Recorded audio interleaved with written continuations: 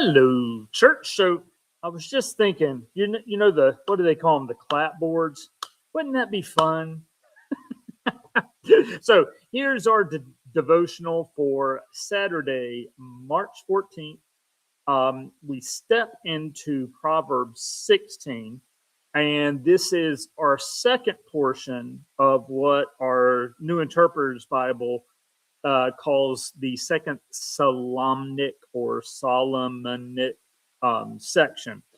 So the first was these antithetical portions, and now we're going to step into what Van Leeuwen calls the royal section of the Solomonic saying. So these are going to be that you're going to hear more instructions about God and kings. And that'll be fairly obvious as we come into it. Let me start with some commentary and reflection from Van Leeuwen to set us up a little bit. Today we're going to be focusing on verses 1 to 9. This is a subdivision that Van Leeuwen acknowledges, as well as Peterson in his translation, so I'm going to go with those guys. Proverbs chapter 16, verses 1 to 9, focuses on the Lord in a way that sets radical limits to human wisdom. The juxtaposition, the comparing of these sayings generates a theological dialect whose sense is greater than that of individual sayings. To this point, the book has largely focused on the ABCs of wisdom: the nature of the world, the need to fear the Lord, the nexus of acts and consequences, and the conflict of wise and foolish, wicked and righteous. But the focus on Yahweh in 16:1 to 9 marks a shift in pedagogy, its teaching, and profundity, its importance, that makes the wisdom of Proverbs as a whole more rich and difficult. Here the book begins to develop a theological depth and complexity it has not possessed to this point. In God's freedom and sovereignty, human wisdom, for all its goodness and indispensability, finds its radical limits. In the mystery of the world and humankind, the sages encountered the mystery of God, who answers finally to no one else. God is not answerable to us humans, nor subject to our manipulations and theological demands. Consequently, in this second Solomonic subcollection, the reader begins to encounter the exceptions to the rules and acts and consequences laid out so simply in chapters 10 to 15. Far from providing a warrant for health and wealth gospel, these chapters show that sometimes the wicked prosper and the righteous suffer, contrary to all normal expectations. Here it becomes clear that even believers do not have God or reality all figured out. Thus, the fear of the Lord is here coupled with humility and discipline. This section calls for obedient faith without presumptuous arrogance.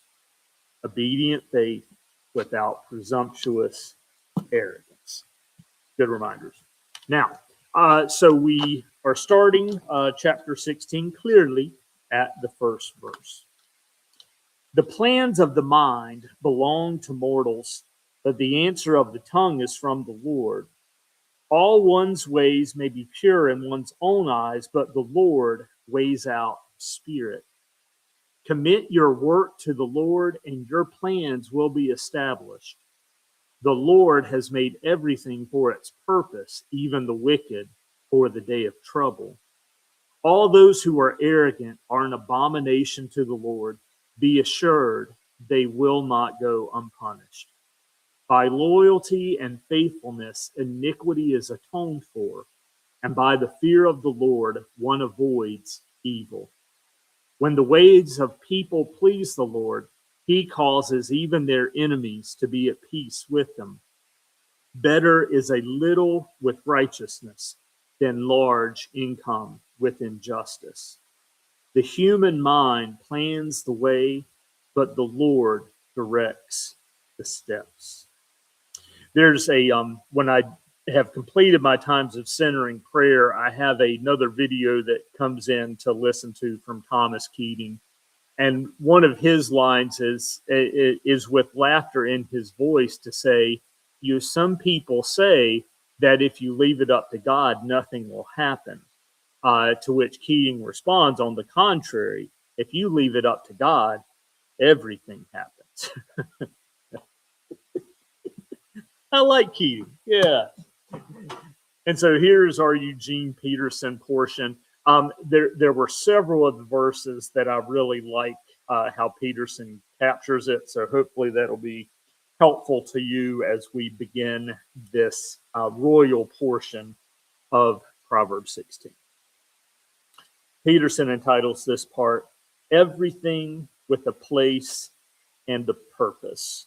I very often wish that I was one of those people who had a place for everything and everything in its place, but I am not. My wife wishes I was a person who had a place for everything and everything in its place, but she knows I do not. Here we go. Mortals make elaborate plans, but God has the last word. Humans are satisfied with whatever looks good. God probes for what is good. Put God in charge of your work, then what you've planned will take place. God made everything with a place and purpose. Even the wicked are included, but for judgment. God can't stomach arrogance or pretense. Believe me, he will put those upstarts in their place. Guilt is banished through love and truth. Fear of God deflects evil. When God approves of your life, even your enemies will end up shaking your hand. Far better to be right and poor than to be wrong and rich. We plan the way we want to live, but only God makes us able to live it. Interesting pause. Guilt is banished through love and fear.